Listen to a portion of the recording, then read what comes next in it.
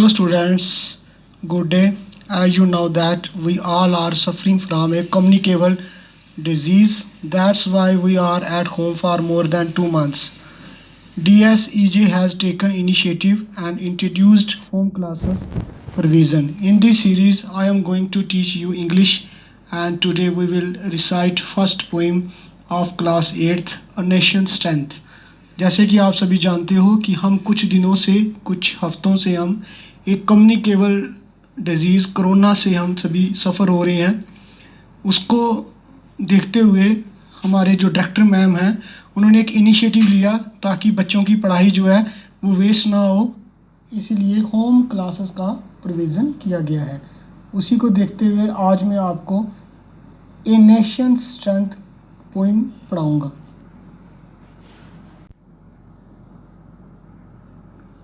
Before reciting the poem, it is necessary for us to know that what are the outcomes of this poem. The title of the poem itself reveals its outcomes, that is to prepare the student as a good citizen. The student can know how can a nation become a powerful country and what are its pillars that play a vital role to make it a developed country. The main purpose of this poem is to prepare the students to realize their national duties and contribute to strengthen the nation.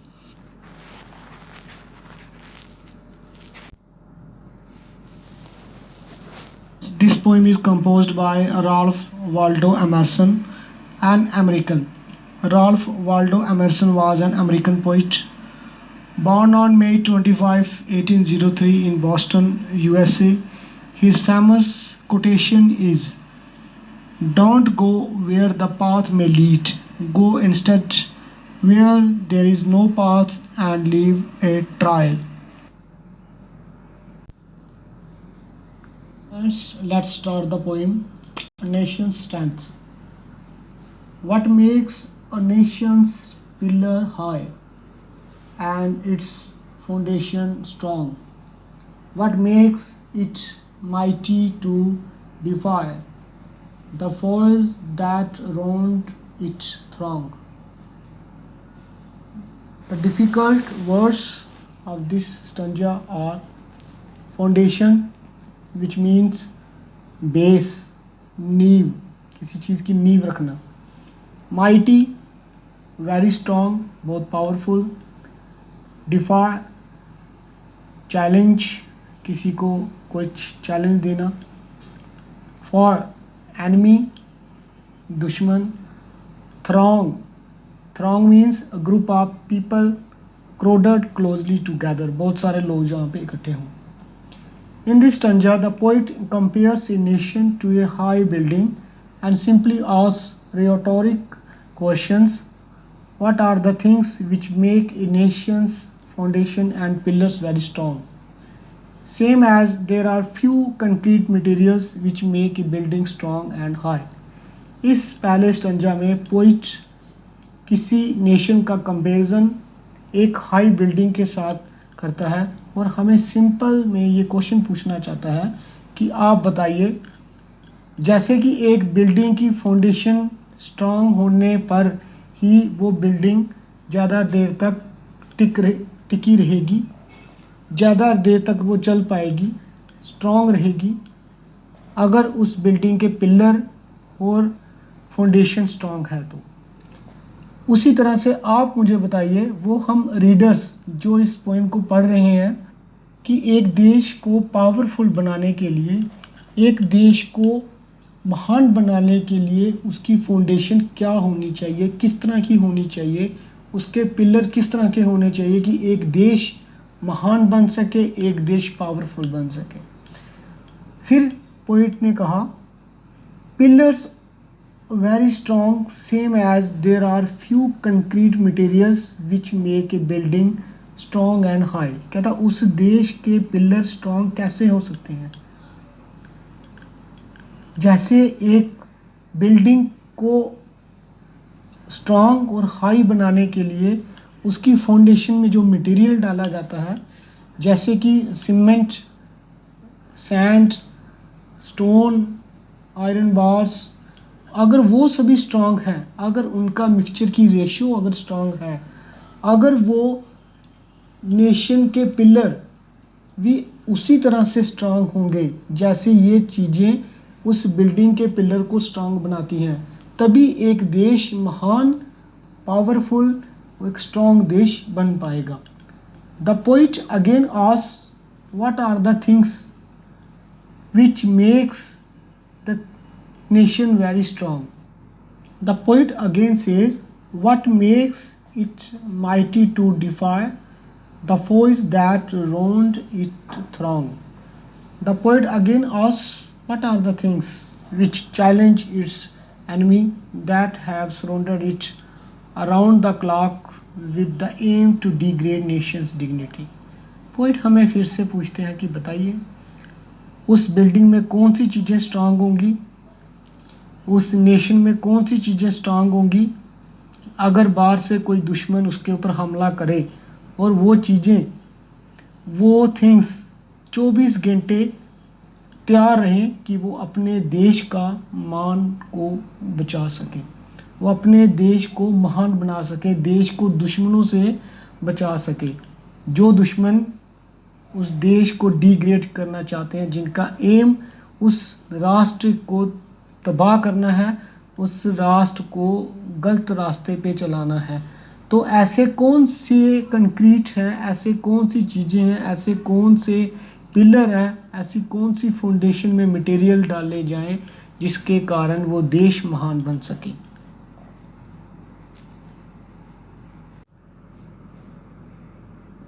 The second stanza is, it is not gold, its kingdoms grand go down in battle shock.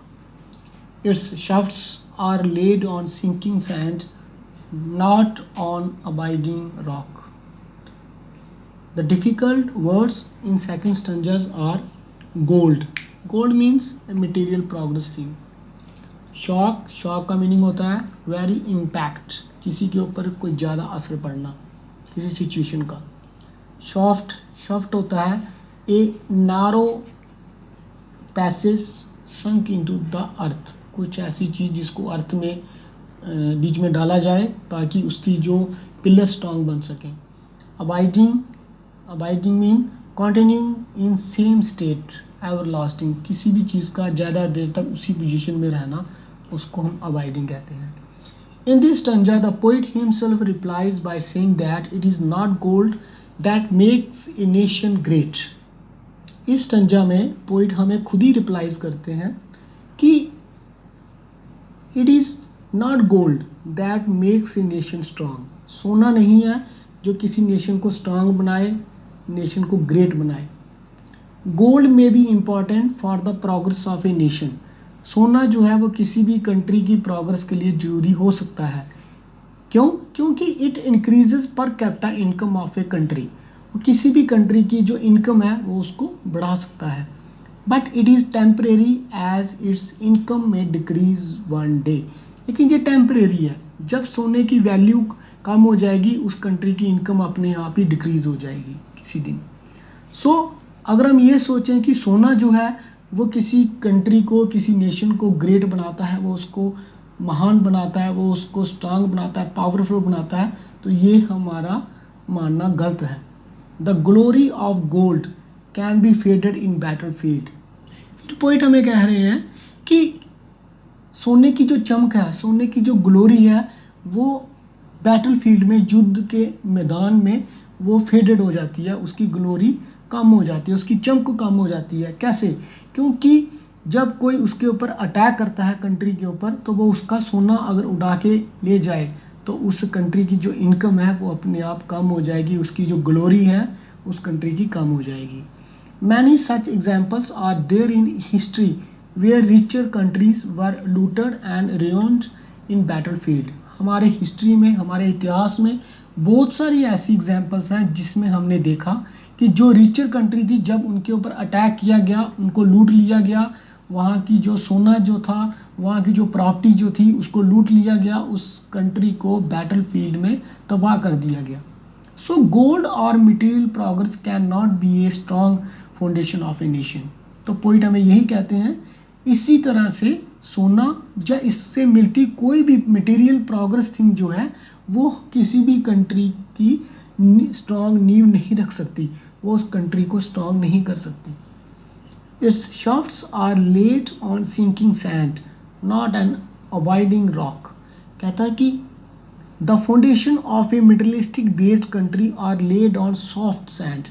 कहता है कि जो country मेटलिस्टिक होती है, जो देश जो nation ये सोचता है कि हमारे पास सोना ज़्यादा है, हमारे पास नेचुरल रिसोर्सेज बड़े ज़्यादा हैं, ना केमिकल्स वगैरह जो अर्थ से निकलते हैं, ऑयल जैसे है, पेट्रोलियम प्रोडक्ट्स हैं हमारे पास बहुत ज़्यादा हैं, तो हम बहुत स्ट्रॉन्ग हैं। तो ये उनका मानना गलत है, क्योंकि उसकी फाउंडेशन फिर सॉफ्ट सैंड के ऊपर डिपेंड है। That can be demolished easily rather than on A durable rock. Point हमें यही कह रहे हैं कि उस कंट्री की जो फाउंडेशन है वो उस सॉफ्ट सैंड के ऊपर है, जो सैंड कभी भी खिसक सकती है, वहाँ से जा सकती है, और वो बिल्डिंग कभी भी गिर सकती है। वो नेशन की जो डिग्निटी है कभी भी गिर सकती है, वो नेशन स्ट्रॉन्ग नहीं है, ग्रेट नहीं है, rather than on durable rock, क्योंकि वो ड्यूरेबल रॉक पे नहीं है। रॉक जो होती है वो स्ट्रांग होती है, उसके ऊपर जो भी चीज़ खड़ी होती है वो आसानी से गिर नहीं सकती, क्योंकि सैंड अपनी जगह से खिसक जाती है, लेकिन एक रॉक अपनी जगह से नहीं खिसकती, अपनी जगह से नहीं जाती। तो वो कंट्री ड्यूरेबल रॉक के ऊपर खड़ी नहीं है, उनकी फाउंडेशन जो है वो सॉफ्ट सैंड के ऊपर है। Any enemy can harm the country whose foundation lays merely on materialistic base. कहता कोई भी कंट्री जो है वो उसका दुश्मन उसको तबाह कर सकता है अगर उसकी फाउंडेशन किसी भी मटेरियलिस्टिक चीज़ के ऊपर होगी, किसी मटेरियलिस्टिक चीज़ के ऊपर डिपेंड होगी, सॉफ्ट सैंड के ऊपर उसकी फाउंडेशन होगी। तो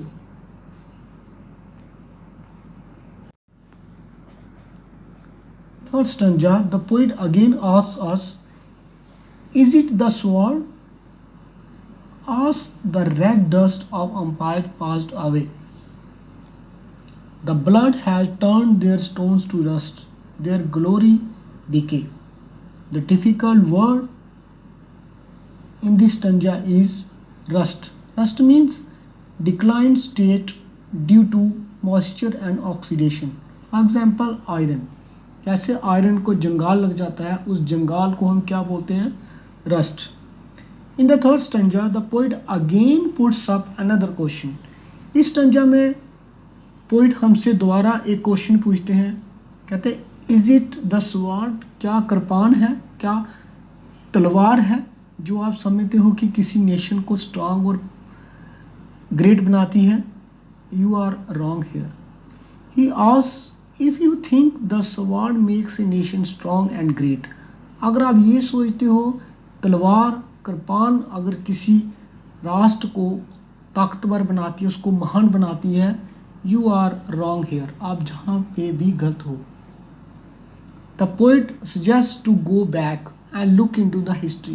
पोइट कहता है कि जाओ आप हिस्ट्री को पढ़ो, आप किसी भी नेशन की हिस्ट्री देख लो, आप उसमें देखोगे you will see many strong empire whose foundation was laid on blood and power were demolished and not exist now।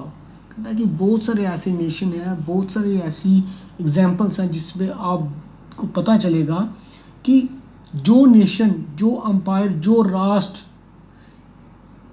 तलवार या कृपान पे खड़े थे, जो तलवार और कृपान की मदद से अपने आप को स्ट्रांग समझते थे, अपने आप को पावरफुल समझते थे, आज वो डिमोलिश्ड हो चुके हैं, आज वो एग्जिस्ट नहीं है।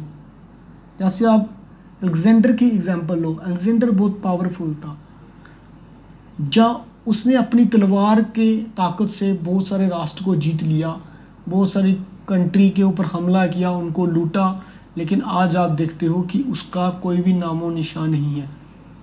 तो पावर जो है, ग्रेटनेस जो है, वो तलवार से नहीं आती।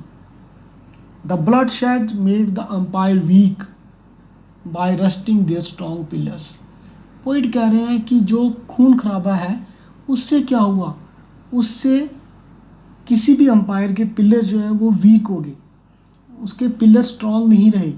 महाभारत में आप देखिए, दुर्योधन जो था वो अपनी ताकत के ऊपर उसको बड़ा घमंड था, उसको लगता था कि मैं पांडव को हरा सकता हूँ, उनको मार सकता हूँ, उसको तबाह कर सकता हूँ, लेकिन वो ऐसा नहीं कर पाया। The glory of those empire never lasted long, कहता है जो नेशन ब्लड शेड को अपना ताकत समझते हैं, जो तलवार को कृपान को अपनी ताकत समझते हैं, उनकी ग्लोरी जो है वो ज़्यादा देर तक नहीं रह सकी, उनकी जो एग्जिस्टेंस थी वो ज़्यादा देर तक नहीं रह सकी, वो तबाह हो गई। So a sword can not be a strong pillar of a nation. इसीलिए एक तलवार जो है, कृपान जो है, वो किसी भी राष्ट्र का स्ट्रॉन्ग पिलर नहीं हो सकती, वो उसका सख्त थंब नहीं हो सकती। Or stanza, the poet again asks us, and is it pride? Ah, that bright crown has seemed to nations sweet, but God has struck its lustre dawn in ashes at his feet. In fourth stanza, the difficult words are pride. Pride means feeling of importance, किसी चीज़ के ऊपर गर्व करना। Struck, struck means to delete, cross out, निकाल देना किसी चीज़ को। Lustre, lustre mean brightness, चमक। Ash, ash mean solid remains of a fire, जब हम आग जलाते हैं उसमें लकड़ी जब जल जाती है उसके बाद जो बच जाता है रिमेन्स, उसको हम कहते हैं ash. In this stanza the poet again asks us a question. While proceeding, the poet again asks, if pride like bright crown can make a nation strong and great? He himself replies that many kings in past having powerful empires felt proud of their power, reputation and resources, but all got ruined. Poet फिर से हमें question पूछते हैं कि क्या आप pride को किसी देश का स्ट्रॉन्ग पिलर मान सकते हो? If pride like bright crown can make a nation strong and great, कहते हैं कि जैसे किसी राजा को अपने राज्य के ऊपर बड़ा घमंड होता है कि मेरा राज्य बड़ा पावरफुल है, बड़ा ताकतवर है, क्या वो वाली ताकत, वो वाली प्राइड, वो वाला गर्व, वो वाला घमंड करना, क्या वो किसी राष्ट्र को स्ट्रांग बना सकता है, उसको ग्रेट, महान बना सकता है? अगर कोई कंट्री ये सोचे कि हम बड़े पावरफुल हैं, हम बड़े स्ट्रांग हैं, तो क्या वो उसको महान बनाएगी उस कंट्री को? जैसे अभी आप बड़ी बड़ी कंट्री, डेवलप्ड कंट्री के बारे में सोचो, तो वो कंट्री अपने आप को बड़ा महान मानती थी, बड़ा समझदार मानती थी, उनको लगता था कि हम बड़े पावरफुल हैं, हम बड़े स्ट्रांग हैं। लेकिन कोरोना वायरस के कारण आपने देख लिया उनकी क्या हालत होगी, वहाँ पे कितने ज़्यादा लोगों की मौत हुई और कोरोना वायरस ने कितने लोगों को अपनी चपेट में लिया। कहाँ गया उनका वो प्राइड, कहाँ गया उनका वो bright crown? The poet himself replies that many kings in past having powerful empires felt proud of their power, reputation and resources, but all got ruined. Poet खुद ही इसका जवाब दे रहे हैं कि बहुत सारे ऐसे राजा थे हमारी हिस्ट्री में जो बड़े पावरफुल थे, बड़े स्ट्रांग अपने आप को समझते थे, जैसे अशोका द ग्रेट, महाराजा हरिश्चंद्र, और भी बहुत सारे थे जो अपने आप को बड़ा स्ट्रांग समझते थे, अपना पावरफुल समझते। उनको लगता था कि हमारी बहुत ज़्यादा रेपुटेशन थी। औरंगजेब का नाम यहाँ पे नहीं भूलूंगा कि हमारी रेपुटेशन बहुत ज़्यादा, हम बड़े स्ट्रांग हैं, हमारे पास बहुत सारे रिसोर्सेस हैं। उनको अपने राज्य के ऊपर बड़ा गर्व था, लेकिन आज वो नहीं रहे। इससे हमें ये पता लगता है कि bright crown, power, reputations, resources, ये किसी भी नेशन को स्ट्रांग नहीं बनाते। But God has struck its lustre down in ashes at his feet. कहता है जो लोग घमंड करते थे, भगवान ने क्या किया? भगवान ने उनको तबाह कर दिया। However, those who felt proud of themselves and their possessions were brought down to ashes at God's feet. जो अपने आप पर घमंड करते थे, उनको अपने आप पे बड़ा गर्व था, अपने राज्य के ऊपर, उनकी बहुत सारी असेट्स हैं, बहुत सारे पोजेशंस हैं, आज वो डाउन हो गए, आज वो एशिस में मिल चुके हैं, भगवान के चरणों में पड़ चुके हैं। So pride is also not something that makes a nation. इससे हमें ये पता लगता है कि प्राइड जो है, गर्व करना, घमंड करना, वो भी किसी नेशन को स्ट्रांग नहीं बनाता, वो भी किसी देश को महान नहीं बनाता।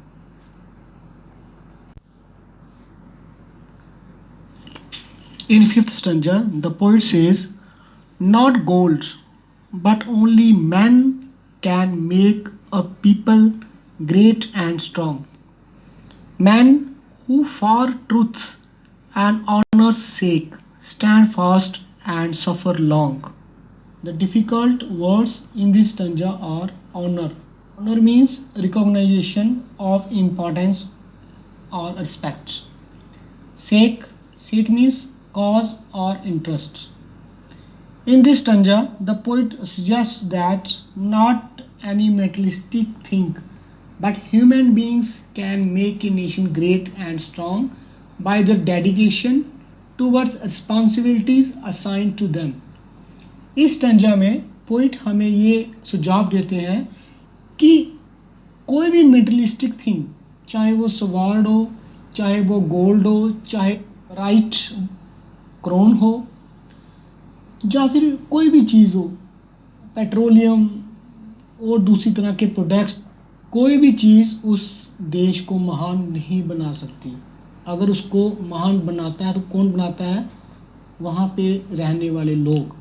Human beings can make a nation great and strong. वहाँ पे रहने वाले लोग जो हैं, उनकी सोच, उनका विज़न, उनका एफर्ट्स, उनकी मेहनत, उनकी डेडिकेशन टूवर्ड्स नेशन, वो उस कंट्री को महान बनाती है। Human beings can make a nation great and strong by their dedication towards responsibilities assigned to them. अगर उस देश के लोग, उस देश की पॉपुलेशन जो है, अगर वो डेडिकेशन शो करे, किसके लिए?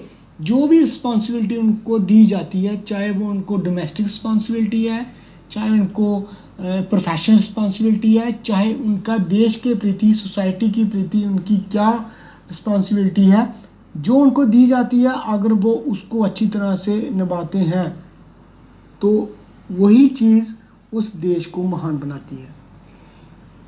The poet further says that these are the man who fights for the sake of truth. कहते वो इंसान ही है जो सच्चाई के लिए लड़ाई करते हैं, झगड़ा करते हैं, ट्रुथ को जिंदा रखने के लिए, एंड ऑनर, और उस देश का ऑनर के लिए फाइट करते हैं। They do struggle a lot but never withdraw themself to make a nation great. वो बहुत मेहनत करते हैं, हार्ड वर्किंग करते हैं, 24 घंटे डेडिकेशन से काम करते हैं, ईमानदारी करते हैं, और कभी भी अपने देश को महान बनाने के रास्ते से पीछे नहीं हटते। वो लोग इस देश को महान बनाते हैं, ना कि सोना, sword, bright crown, petroleum, natural sources. इन चीज़ों से कोई कंट्री प्रोग्रेस तो कर सकती है, लेकिन प्रोग्रेस इंसान के द्वारा ही होती है। और वो अगर इंसान डेडिकेशन है, अगर ह्यूमन बीइंग, वहाँ पे रहने वाले लोग अगर वो महान हैं, अगर उनकी थिंकिंग महान है, अगर उनकी सोच महान है, अगर उनकी विज़न महान है, तो वो कंट्री जो है वो डेवलप हो सकती है, वो कंट्री जो है वो महान बन सकती है, वो कंट्री एक पावरफुल देश अपने लोगों के कारण बन सकता है, ना कि रिसोर्सेस के कारण। Thus, a country that has such enthusiastic and dedicated men will be a great and strong nation। कहता है एक ग्रेट और स्ट्रॉन्ग नेशन वही हो सकता है जिसमें उसके लोग जो है वो एंथुजियास्टिक हैं, जोशीले हैं, और वो अपने काम के प्रति बहुत डेडिकेटेड हैं, तो वो देश ही महान बन सकता है।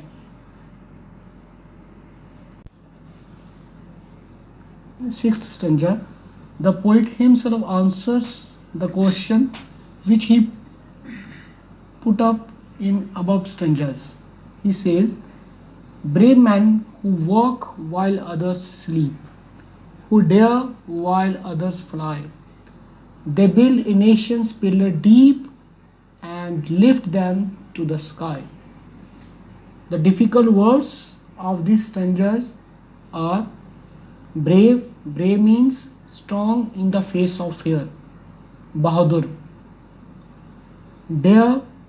Dare mean to have enough courage, जिसके अंदर बहुत ज़्यादा हिम्मत हो किसी काम को करने की, किसी चीज़ को फेस करने की. Deep. Deep mean extending far down, बहुत ज़्यादा नीचे चले जाना. In concluding stanza, the poet himself discloses the real pillars of a great nation. Last stanza में पोइट ऊपर वाले जितने भी क्वेश्चन उन्होंने पूछे थे उनका आंसर वो खुद दे रहे हैं. वो इस चीज़ को डिस्क्लोज कर रहे हैं कि who are the real pillars. Poet कह रहे हैं the real pillars of a great nation are brave man. वो कहते हैं कि the dedicated man who work around the clock to help the needy and for the development of the country can make a nation strong and great. Poet इस stanza के through हमें यही कह रहे हैं कि डेडिकेटेड मैन, जो इंसान, जो ह्यूमन बीइंग ब्रेव है, जो इंसान बहादुर है, जिसके अंदर बहुत सारी कोरेज है अपने देश की मुश्किलों को फेस करने की, देश के डेवलपमेंट के लिए डेडिकेशन शो करने की, जो 24 घंटे देश में रहने वाले ज़रूरतमंद लोगों की मदद करे, जो लोग किसी चीज़ की ज़रूरत चाहते हैं उनकी चाहत को पूरा करना, गरीबों की मदद करना, दुखियों की मदद करना, हर किसी के दर्द को अपना समझना, हर किसी के रिलीजन को प्यार करना, के फेस्टिवल को सेलिब्रेट करना. पोइट हमें ये कह रहे हैं कि वो इंसान जो 24 घंटे देश की रक्षा करता है, चाहे वो बॉर्डर में हो, चाहे वो कोरोना का वॉरियर बन के यहाँ पे लोगों को बचाए, लोगों को समझाए, या किसी भी जगह पे वो दूसरों की मदद करे, वो इंसान ही देश का रियल पिलर बन सकता है. एक महान देश, एक पावरफुल देश की नींव उस इंसान के अंदर है जो इंसान हमेशा सच के रास्ते पे चलता है और जो हमेशा दूसरों की मदद करने के लिए आगे रहता है. उस समय जब दूसरा एक सेल्फिश इंसान जब सोया होता है, जब उसको अनअवेयरनेस होती है कि मैं कैसे कोई काम करूं, लेजीनेस है, हर चीज़ को वो नेगेटिव लेता है, उस समय जो इंसान देश की सेवा के लिए आगे आए, देश की रक्षा करे, उस आदमी के अंदर ही देश का पिलर है. The poet says that these brave men have enough courage to face the problem raised in a nation either by internal or external elements when others run away. जब कोई दूसरे मैदान छोड़ के चले जाए, एक ऐसा इंसान जो बहादुरी के साथ मैदान में डटा रहे, जो हिम्मत के साथ देश में आने वाली हर प्रॉब्लम को फेस करे, वो इंसान ही किसी देश को महान और पावरफुल बना सकता है. According to the poet, only these people make the foundation of a nation strong and take nation's progress to the skies. वही लोग हैं जो लोग देश की रक्षा के लिए आगे आए, देश के लोगों की मदद करने के लिए आगे आए. वही लोग देश के पिलर को ज़मीन में डीप लेके जा सकते हैं और उसी पिलर से एक ऊंची सी बिल्डिंग बना सकते हैं. ऊंची बिल्डिंग का मीनिंग यहाँ पे अपने देश को महान बना सकते हैं. Thus the nation's strength is great men. देश की जो स्ट्रेंथ है वो महान लोग हैं. The responsibility to make a nation great and strong lies on the shoulder of these people. कहता है कि देश को महान बनाने के लिए, देश को पावरफुल बनाने की रिस्पॉन्सिबिलिटी भी इन्हीं लोगों के कंधे पे होती है, जो लोग अपने देश की रक्षा के लिए, अपने देश की प्रोग्रेस के लिए, अपने देश को महान बनाने के लिए, अपने देश के लोगों को खुशहाल बनाने के लिए अपना सब कुछ कुर्बान कर देते हैं।